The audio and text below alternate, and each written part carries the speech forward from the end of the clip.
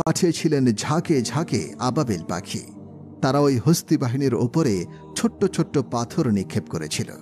অতঃপর ওই হস্তি বাহিনী পরিণত হয়েছিল চাবানো ভুসির ন্যায়। আর এভাবেই ওই দিন কাবা ঘর রক্ষা করেছিল মহান আল্লাহ তাআলা। এই ঘটনার পর প্রায় 2 মাস কেটে যায়।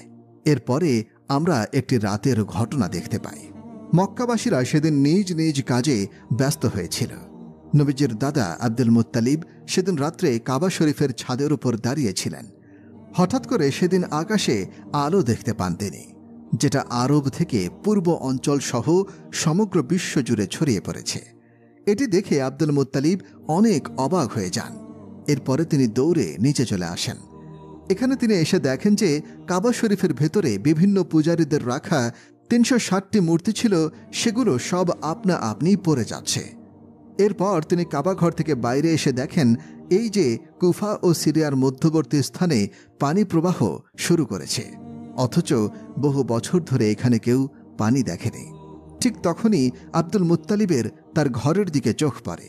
তিনি তখন দেখতে পান আজকে তার ঘরের মধ্য থেকে অদ্ভুত এক ধরনের নূরের আলো বের হচ্ছে, যেটা তিনি আগে কখনোই দেখেননি। আব্দুল মুত্তালিব ধীরে ধীরে তার ঘরের দিকে এগিয়ে যেতে থাকেন, কিন্তু যখন তিনি তার ঘরের দরজার কাছে পৌঁছান তখন তিনি দেখেন যে মা আমিনার কোল জুড়ে একটি শিশুর জন্ম হয়েছে, যার শরীর থেকে অসম্ভব পরিমাণ নূরের আলো বের হচ্ছে। এটা দেখে আব্দুল মুত্তালিবের চোখ দিয়ে পানি চলে আসে, কারণ সেই সময় আরবের অন্ধকার সমাজে প্রদীপের আলো হয়ে আসেন প্রিয় নবী হযরত মুহাম্মদ সাল্লাল্লাহু আলাইহি ওয়াসাল্লাম। পরের দিন আব্দুল মুত্তালিব তার নাতির আকিকার জন্য উট জবাই করে গরিব দুঃখী মানুষকে খাওয়ান। সেখানে তাকে সাহায্য করেছিল তার ছেলে আবু তালেব।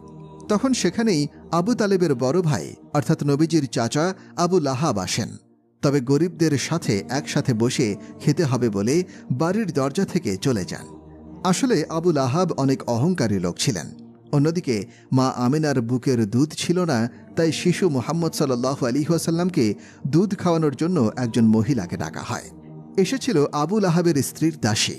তাই তিনি ঘরে ফেরার পর স্ত্রীর সাথে অনেক রাগারাগি করেন। কেন তার দাসীকে এই কাজের জন্য নেওয়া হলো?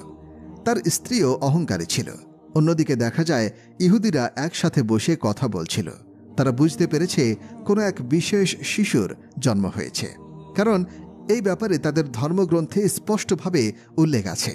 যেদিন রাতে প্রিয় নবীর জন্ম হবে সেদিন রাতের আকাশে নূরের আলো দেখে খ্রিস্টান এবং ইহুদি ধর্মের অনুসারীরা বুঝতে পেরেছিল যে এবার সেই শিশুর পৃথিবীতে আগমন